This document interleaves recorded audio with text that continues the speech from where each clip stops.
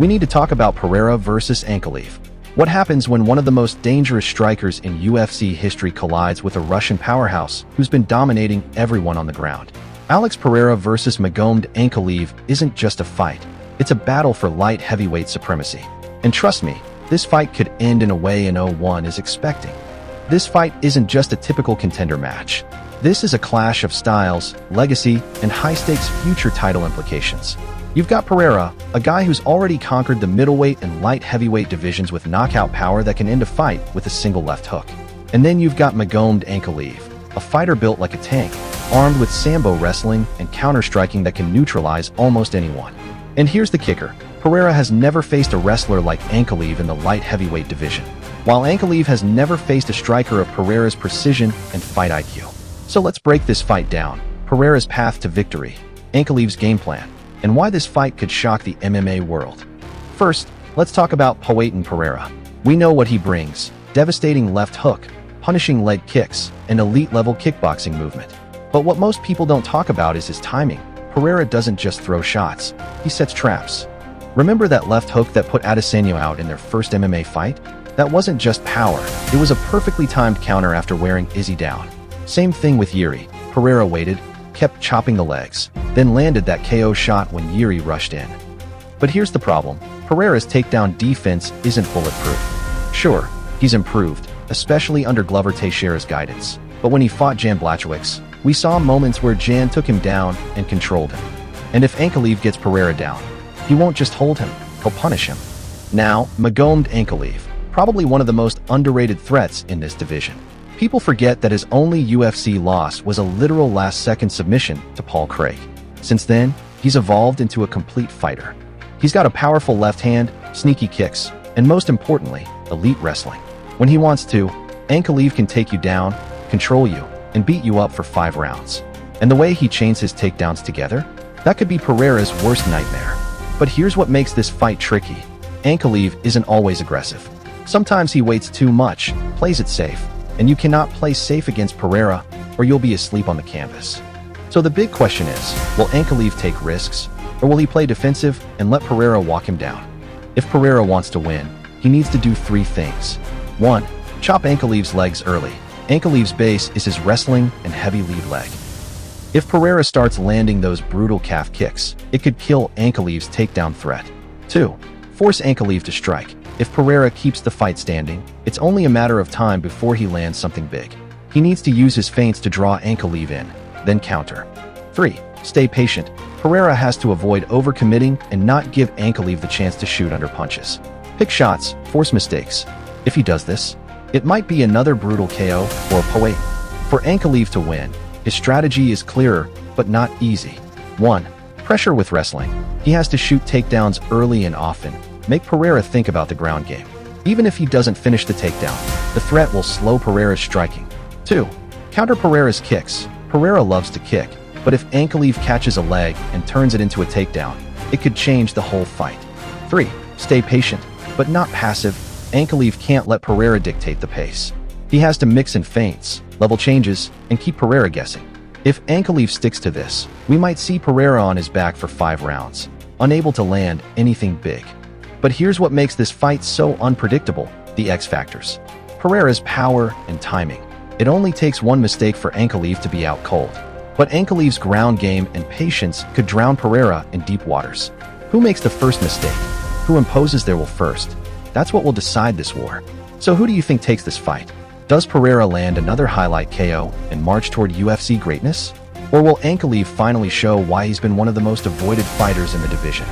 Let me know in the comments. Are you Team Pereira or Team Ankalaev? And if you enjoyed this deep dive, don't forget to like, subscribe, and hit that bell icon. We've got way more fight breakdowns and MMA content coming your way. Now let's go deeper. What does history tell us about these types of matchups? If you think back, MMA history is filled with striker versus wrestler battles. Think about Khabib versus Conor, elite striker versus relentless grappler. But here's the twist. Pereira isn't just a striker, he's a kickboxing world champion with nuclear power in his hands. And Ankalaev, not a Khabib-style chain wrestler, but a sniper with elite wrestling in his back pocket. But history also tells us this: when strikers can keep the fight standing, wrestlers struggle. When wrestlers get the takedown early, strikers often never get back up. Which path will this fight take? That's the suspense. And here's something no one talks about: the mental game. Pereira doesn't talk much. He lets his fists do the talking. But think about the psychological damage he's already done to former champs like Adesanya and Yuri. You see guys hesitate to engage him, afraid of that left hook. Now, Ankalaev is ice cold, barely shows emotion, doesn't care who's in front of him. But has Ankalaev ever faced a guy that dangerous, with that much hype and aura? What happens when Pereira walks him down, stone-faced, throwing bombs? Both guys are calm, but when they stand inches apart on fight night, who blinks first? And let's not forget what's at stake here. This isn't just about winning. This fight could determine the future of the light heavyweight division. If Pereira wins, he becomes a two-division, double champ level star. His next move could be a super fight, maybe even heavyweight? Who knows? If Ankalaev wins, he finally gets the respect he deserves. He's been overlooked for years, and a dominant win over Pereira would make him undeniable. Maybe even a title shot next. So for both fighters, this is a career-defining moment. You don't come back from a loss here easily. Not with this much hype. Now, imagine the UFC promo for this fight. One man, with the power to end fights in a heartbeat. Another, a relentless force, ready to break anyone who stands before him.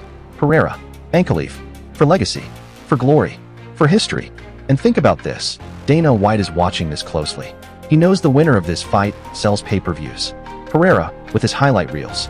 Ankalaev, if he dominates Pereira, becomes an unstoppable force in the division. So, this fight is not just for us, the fans. It's a marketing monster waiting to explode. Let's imagine both outcomes. What happens next? If Pereira wins by knockout, the division is shook. Imagine Pereira versus Jamal Hill, Pereira versus Prochaska 2, or even Pereira versus John Jones if he moves up to heavyweight. Massive fights. If Ankalaev wins, UFC probably can't ignore him anymore. Ankalaev versus the winner of Hill versus Prochaska for the official light heavyweight strap. And what about Pereira after a loss? Does he go back to middleweight, take a break, or stay and work his way back up?